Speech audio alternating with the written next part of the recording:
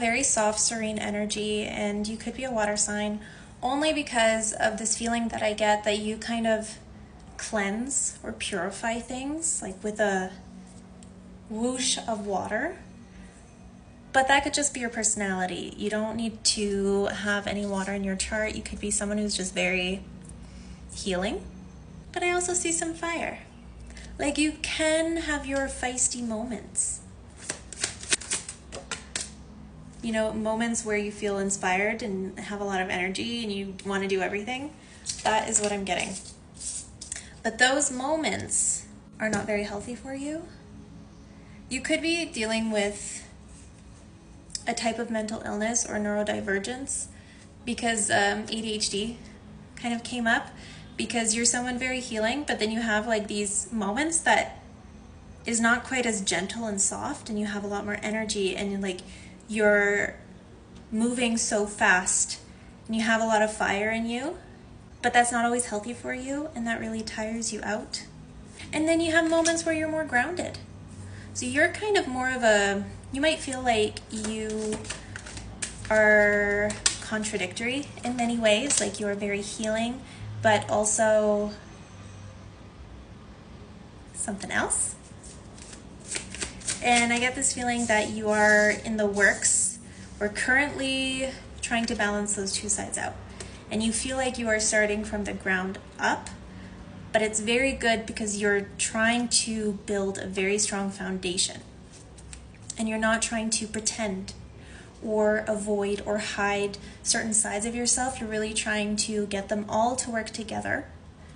And you could be doing chakra work or root chakra work, something if that resonates, you might know more.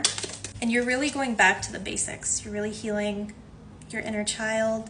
And then also you're pouring so much energy or balance, goodness into yourself, where you're someone who, for the most part, is balanced. Even though you have these two, what seems to be opposing sides, I know it can be exhausting. It feels a little exhausting sometimes to manage that, especially when it can be so extreme. But because of the King of Cups here, I feel like you're going to eventually find a place where it's not going to be so exhausting all the time to kind of go from one end to the other.